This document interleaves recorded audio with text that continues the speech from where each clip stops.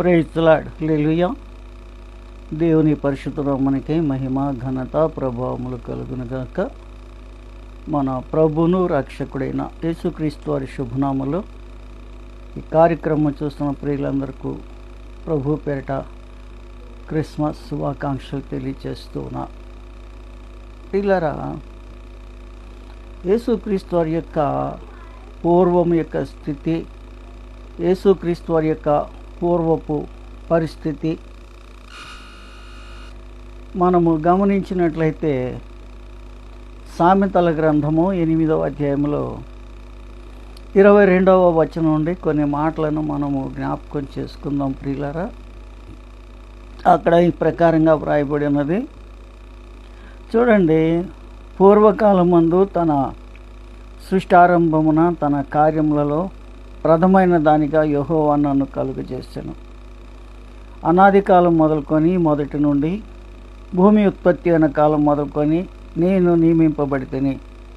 ప్రవాహ జలములు లేనప్పుడు, నీళ్లతో నిండిన ఊటలు లేనప్పుడు నేను పుట్టి తిని, పర్వతములు స్థాపింపబడక మునుపు, కొండలు పుట్టక మునుపు, భూమిని దాని మైదానములు ఆయన నిర్మింపక మునుపు, నేను నేల మంటి రవ్వంతైన సృష్టింపబడక మునుపు నేను పుట్టి తిని.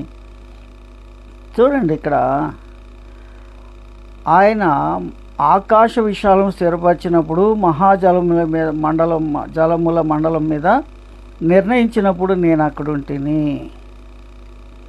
అంటే ఎప్పుడు ఉన్నాడంట? సృష్టి ప్రారంభం కాకముందే, భూమి యొక్క పునాదులు వేయబడక ముందే, ఆకాశము భూమి పంచభూతంలో నిర్మాణము చేయబడక మునిపే, దేవుని యొక్క సృష్టి ఆరంభంలోనే అక్కడ నేను ఉంటిని అని ప్రభు మాట్లాడుతూ ఉన్నారు.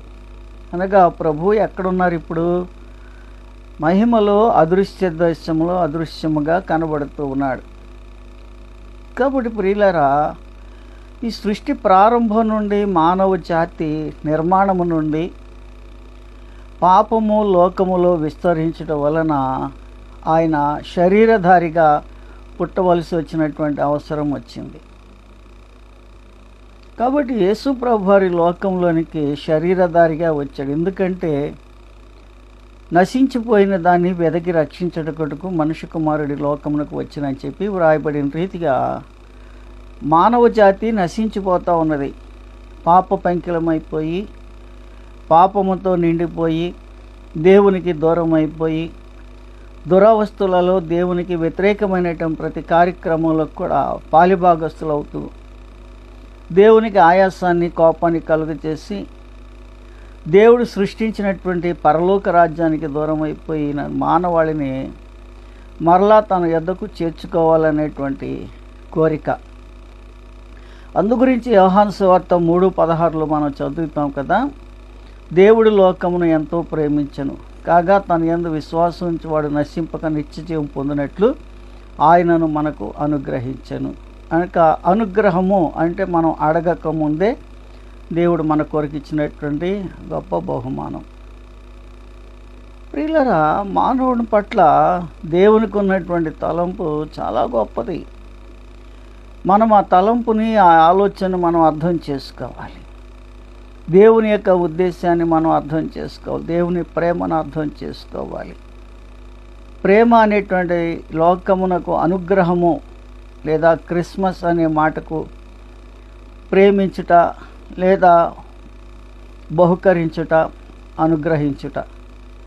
దేవుని అనుగ్రహము, దేవుని ప్రేమ, దేవుని బహుమానము, ఈ మూడు దేవుడు మానవులకు ఇచ్చినటువంటి గొప్ప ఆశీర్వాదాలు.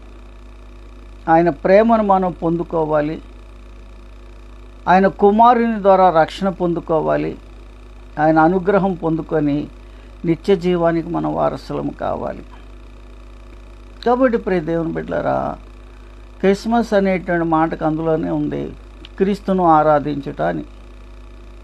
మనము దేవుని ప్రేమను పొందుకున్నటువంటి వారమై క్రీస్తు ప్రేమను కలిగి ఆయన ప్రేమలో మన పాలిభాగస్థులం అయ్యి ప్రభువును స్తుతించాలి, ఆరాధించాలి, ఘనపరచాలి. అక్కడ ఉన్నటువంటి ఆ యూదయ దేశంలో ఉన్నటువంటి పశువుల కాపరులు ప్రభువును స్తుతించడానికి వచ్చారు. జ్ఞానులు దేవుని స్తుతించడానికి వచ్చారు, యేసు ప్రభు వారిని, బాలుడైనటువంటి యేసు వారిని.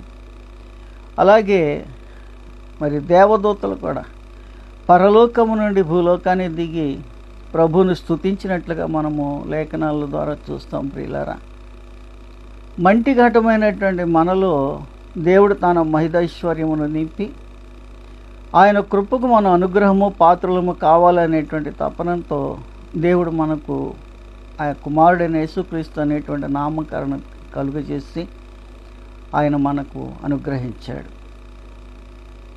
కాబట్టి ప్రియులారా, వాక్యము అనేటువంటి దేవుడు హెబ్రీ పత్రికలో రాస్తాడు కదా, ఆ వాక్యము శరీరధారిగా ఆయన అంట వాక్యమునకు ఒక శరీరాన్ని అమర్చి ఈ భూలోకానికి కన్య మరియ గర్భంలో పరిశుద్ధాత్మ ద్వారా ప్రవేశించి ఈ లోకంలో శరీరధారిగా ఉత్పత్తి అయి జన్మించినటువంటి ఏకైక దేవుడు ప్రభువైన యేసుక్రీస్తు వారు. కాబట్టి అటువంటి దేవాది దేవుడు మనం కలిగి ఉన్నాం. కాబట్టి ప్రియులారా, ఈ క్రిస్మస్ పండుగ మనము సంతోషంగా ఆనందకరంగా ఈ క్రిస్మస్ సందర్భంగా ముఖ్యమైనటువంటి భూమికలు, ఒకటి ఆయన నక్షత్రము, రెండవది దేవదూత, మూడవది పశువుల కాపర్లు, నాలుగవది జ్ఞానులు, ఐదవది దేవదూతలు పరలోకమును దిగి వచ్చి ఆరాధించుట. ఈ 5 కార్యక్రమాలు భూలోకంలో యేసు ప్రభు వారికి జరిగినాయి. కాబట్టి ప్రియులారా, మనము కూడా ప్రభువుని స్తుతించి ఆయనను ఆరాధించి ఆయన కృపలో ముందుకు సాగాలని ఈ 2023వ సంవత్సరం క్రిస్మస్ సంతోషకరంగా ఆనందకరంగా దీవెనకరంగా జరుపుకొని బిడ్డా పాపలతో నూతనమైనటువంటి వస్త్రాలు, మంచి భోజన పదార్థాలు చేసుకొని దేవాలయానికి వెళ్ళి దేవాది దేవుడు ప్రభువైన యేసుక్రీస్తు వారిని మనసారా ఆరాధించి స్తుతించి ఆయన కృపానుగ్రహములు పొందుకొని దీవెనకరంగా క్షేమకరంగా ఉండాలని చెప్పి ప్రభు పేరిట మీకు మనవి చేస్తూ నా మాటలు ముగిస్తూ ఉన్నాను. దేవుడు మనల్ని కార్యక్రమం చూస్తున్న ప్రియులందరినీ దేవుడు దీవించునుగాక.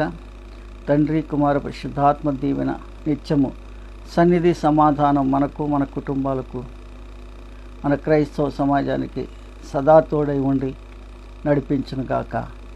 ఆమేన్, ఆమేన్, ఆమేన్. మీ అందరికీ ప్రభు పేరిట వందనాలండి. దేవుడు దీవించునుగాక. ఆమేన్.